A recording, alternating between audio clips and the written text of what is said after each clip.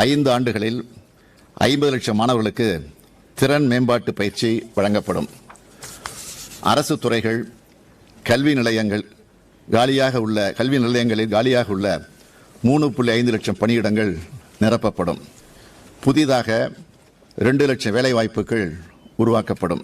மாண்புமிகு பேரவைத் தலைவர் அவர்களே, அரசு பணியை எதிர்நோக்கி ஆயிரக்கணக்கான தமிழ்நாட்டு இளைஞர்களுக்கு தற்போது ஒரு மகிழ்ச்சியான செய்தியினை பேரவையில் தங்கள் வாயிலாக தெரிவித்துக் கொள்ள விரும்புகிறேன்.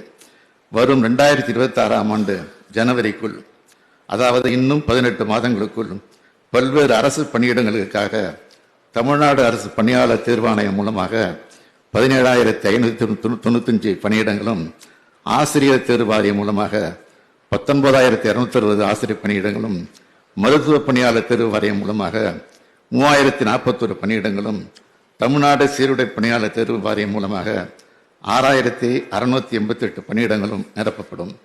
அதாவது வரும் 2026ஆம் ஆண்டுக்குள் ஜனவரி மாதத்திற்குள் மொத்தம் 46,584 பணியிடங்கள் நிரப்பப்படும் என்பதை தெரிவித்துக் கொள்கிறேன்.